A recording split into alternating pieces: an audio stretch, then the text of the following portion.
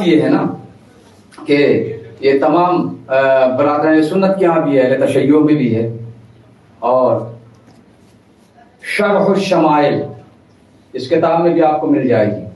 یہ جو میں بتانے جا رہا ہوں رسول کا فرمان ذیشان ہے۔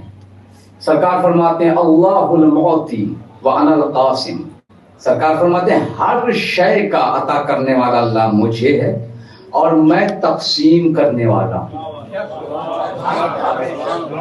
اب ظاہر سی بات ہے کہ جب اللہ عطا کر رہا ہے رسول کو تو رسول ہی تو عطا کر رہے ہیں نا سب کو۔ اب اس میں سب کچھ آ رہا ہے، ساری چیزیں جو جو ضرورت ہے کائنات کو، مل کس کے توسل سے رہا ہے؟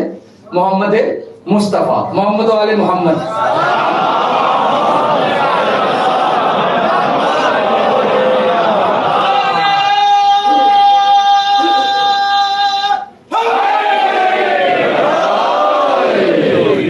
تو اب ظاہر سی بات ہے تقسیم بھی ہو رہا ہے، تو اب یہ بات تو آپ جانتے ہی ہیں نا۔ اور پھر جبکہ رسول اللہ کیا ہیں؟ رسول اللہ جانتے ہیں کیا ہیں؟ سلطان ہیں اللہ کی حکومت کے۔ کیا ہیں؟ یہاں بھی تو ہوگا نا سلطان، ہے نا۔ ایک رسول کی حدیث یہ بھی ہے اور تمام کتابوں میں مل جائے گی، کیا؟ السلطان ذل اللہ، کہ سلطان اللہ کا سایہ ہوتا ہے۔ پھر جب اس کا ترجمہ لوگوں نے کیا السلطان ذل اللہ، کہ سلطان، اور اسی سے آپ نے سنا ہوگا ذل الہی۔ اب ذل الہی میں کوئی گناہ کوئی نقص نظر نہیں آ رہا ہے، اپنے جیسے والے کو کہہ رہے ہیں اللہ کا سایہ، جبکہ رسول کی یہ مراد نہیں تھی۔ رسول نے نکرہ نہیں معرفہ کے ساتھ کہا ہے السلطان ذل اللہ، سلطان مطلب ایک خاص سلطان اللہ کا سایہ ہے۔ اور یہ تو آپ جانتے ہیں کہ کائنات میں یا محمد سلطان ہے یا علی سلطان ہے، یہی دونوں سلطان ہیں نا۔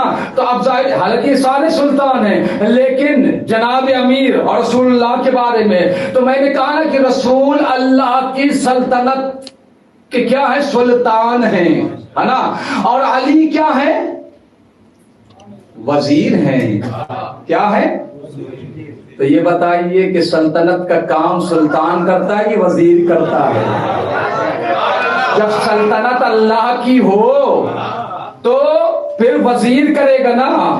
اسی لیے تو علی نے بڑھ کر پہلے ہی کہا، جو کہ مسند وزارت پر ہے، اسی لیے اپنے چاہنے والوں کو کہہ دیا کہ صرف دنیائی میں نہیں، ہے نا، تو مرو گے بھی تو گھبرانا نہیں، میں موت کے وقت بھی رہوں گا، میں قبر میں بھی رہوں گا، میں صراط پہ بھی رہوں گا، میں محشر میں بھی رہوں گا۔ کسی نے گارنٹی دی ہے یہ؟ کسی نے آپ سے کہا ہے؟ تو بس یاد رکھنا ہمیشہ کبھی بھی علی اور اولاد علی کے معاملے میں کبھی کسی سے سمجھوتا نہ کرنا۔